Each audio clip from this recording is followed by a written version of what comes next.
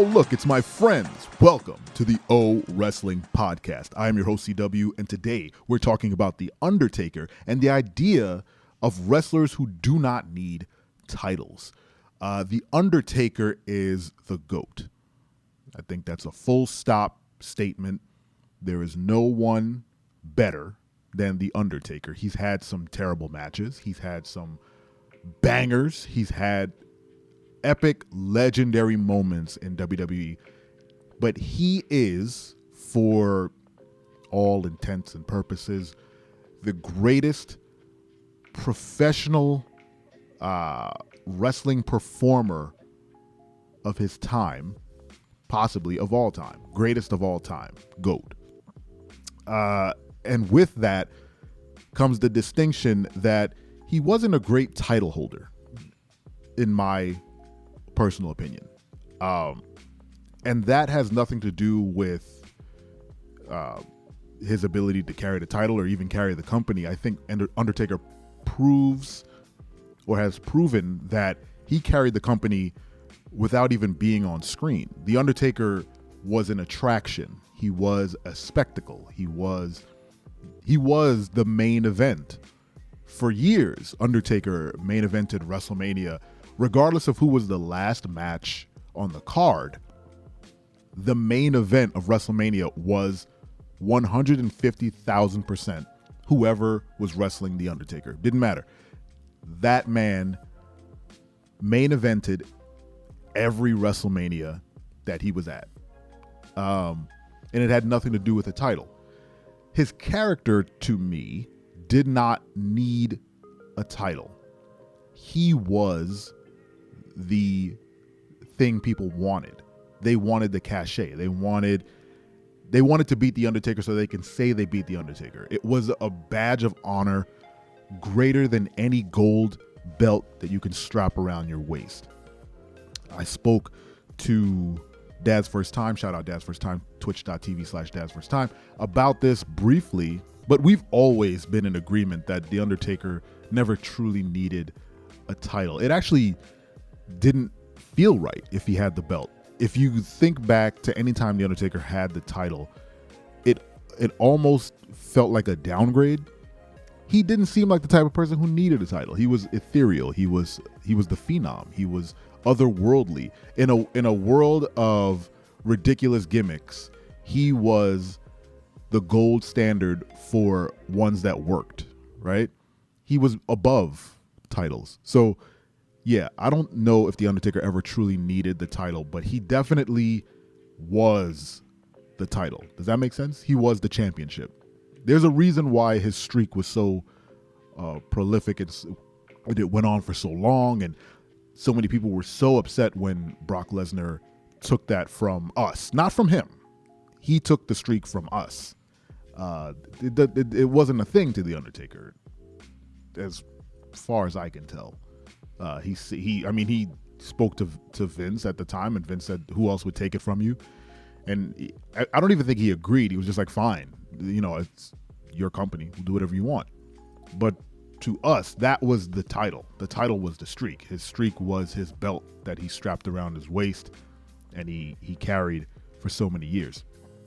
There are very few professional wrestlers I think can fall into that same category of a person who can be an attraction and not need a title to get over or need a title to be the main guy or the top guy.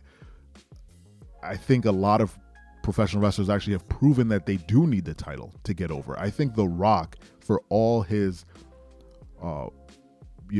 pomp and circumstance and how much people love him and all his promos, The Rock he didn't have a ton of memorable matches. He had a ton of memorable segments and a cavalcade of memorable interactions with people like Stone Cold or Kane or The Rock or Hulk Hogan or whomever. But The Rock truly did need the title around his waist to make him the top guy. When he didn't have the title, he was, always chasing that, and he was always in the running. But if he didn't have the belt, he wasn't the top guy. He was just a guy, the guy. He was a guy. He was never in the mid card, but he was never He needed that title. It made him The Rock. It justified all the, bluster. It justified all the big talk, all the silk shirts and the slippery shoes. When you put that title around his waist, then it made sense. Stone Cold, another guy who probably didn't need the title all that often, but only because for the relatively brief time he was on top, Stone Cold was in the greatest feud in professional wrestling history. He was the top guy because he got to beat up the boss. So when he had the title was less of him being, the champion and more of him sticking it to Vince. So when he didn't have the title, he was still selling out arenas. He was the best. His character didn't really need the title because everyone was just on his side. Everyone identified with Stone Cold. Everyone wanted to stun their boss. So he got over on a completely different level.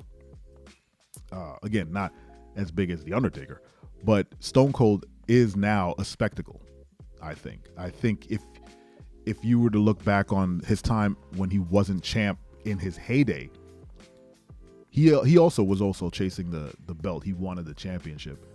But when he didn't have it, I mean, the glass would shatter and people would freak the hell out. But I was sitting here before recording this episode trying to come up with a ton of wrestlers who kind of fit that bill. And I honestly, I couldn't think of a ton. I thought of Stone Cold, I thought of Undertaker, and Bray Wyatt. Bray Wyatt is on track to be that. I think Bray Wyatt should never get a title with the stuff that he's doing. I think it doesn't make sense for the character to even want material things. Of all the talk and all the kind of ethereal and otherworldly comments he makes, and Uncle Howdy and the fun house that exists in some weird alternate universe within the arena, and he's taking over Alexa Bliss's mind, and he's doing all these other crazy things that honestly should not be happening in the real world. For him to then say, I want that material, that belt, it doesn't make sense for his character, and it brings his character down a couple notches. Now, that being said, he has to win. Undertaker won a lot, and Undertaker was a spectacle because of that.